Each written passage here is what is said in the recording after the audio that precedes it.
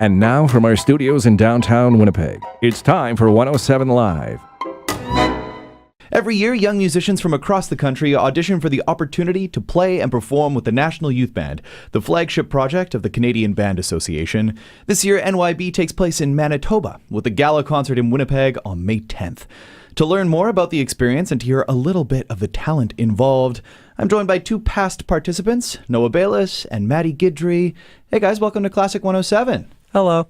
Hi, thanks for having us. Oh, it's a pleasure to have you here. Matty, I'd like to begin with you, if that's all right. Sure. So you're a past attendee of the National Youth Band. You've been there 4 times, right? That's correct. So, I mean, obviously then it was something you wanted to return to. What's special about NYB? I would say the most, or the specialist, if that's a word, part of NYB experience is the ability to meet and play with musicians from across the country. Just for 1 week, but it's amazing the kind of connections that you can get when you're just playing music together for 8-9 hours a day. It really just helps you form some relationships that for me have lasted years, and I still talk to some of the people, even though that was 5 or 6 years ago.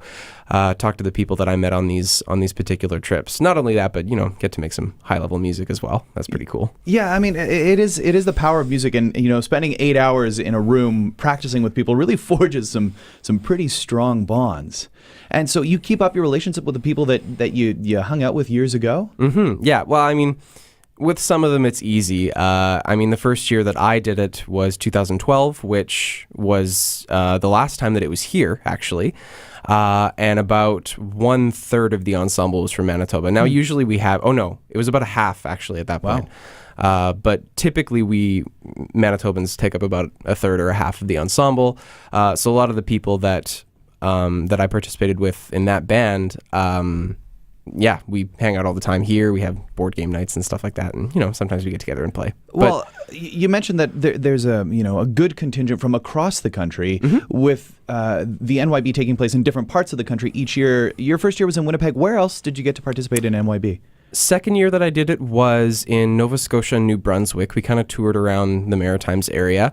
Third year that I did it was in Edmonton and Calgary. And then after that, my last year, we were in Toronto. So you get to see a lot of the country and meet a lot of the people too, which is really, really special. Yeah. Can you talk about the different audiences that you get to play for? Because it's not just in one area, right? Like here in Manitoba, it's touring throughout the province.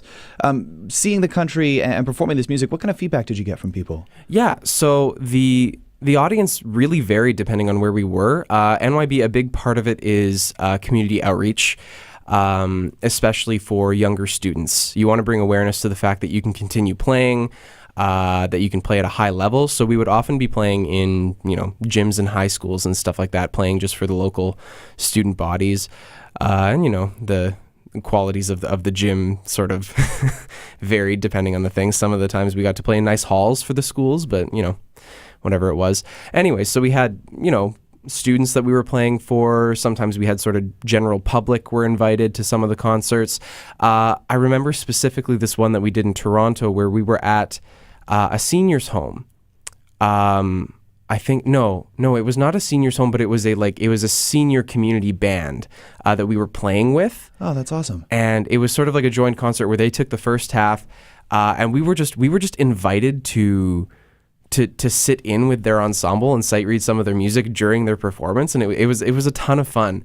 And then afterwards we had our set, and then we came together and did a joint performance as well afterwards. That was a ton of fun. So music just bringing people together of all ages. It's absolutely something we can just all enjoy. Yeah. So just briefly now before we get Noah in here, can you talk about your career path? How did NYB influence where you are now? Did it? Yes, it certainly did. I sort of decided that I was going to be a music teacher, band teacher specifically, back when I was in grade 8, grade 9, kind of, I want to be an astronaut kind of thing. Band teacher. And then the first time that I participated in NYB was grade 11. So about, 3 years later. And I would say that NYB was probably the first time where I played in a band where I was like, oh, this is what a band can sound like.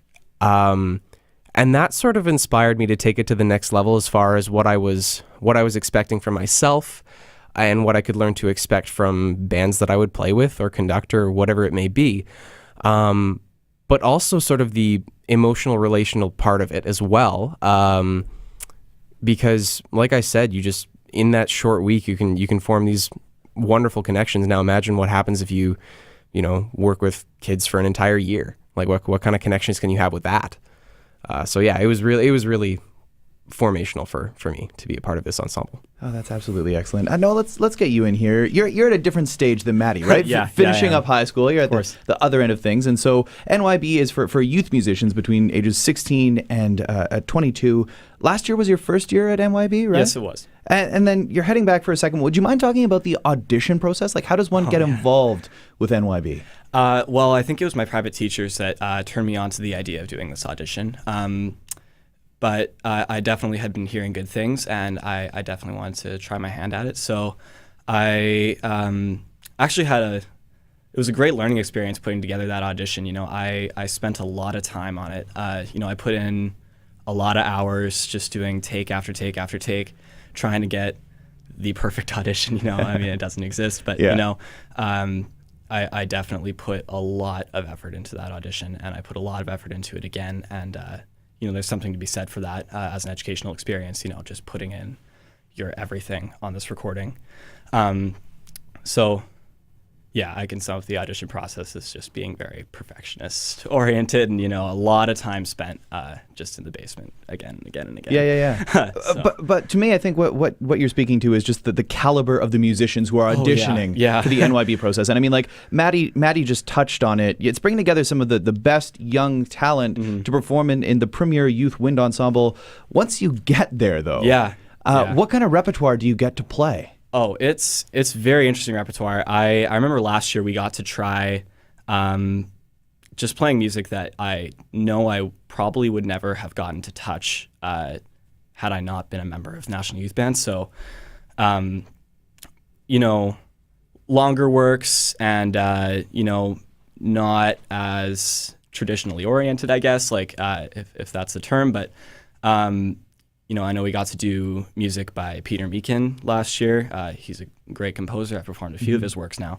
But he wrote a clarinet concerto that we played that was, unlike any other clarinet concerto you've ever heard. It was just so interesting. And you get to play these things because the musicians are at a level where they can appreciate and understand and perform repertoire at that level. That's just it, right? It raises the bar. For sure. And what is expected of you, what is expected of all of your colleagues sitting together. It might be a youth ensemble, but you guys are tackling some pretty challenging rep. Definitely. Which is exciting, not only for you guys, but the audiences as well. I know one of the aspects of NYB that is enticing and exciting for young players is the opportunity to collaborate with already established musicians and work with leading conductors. Heading back this year, what are you most looking forward to?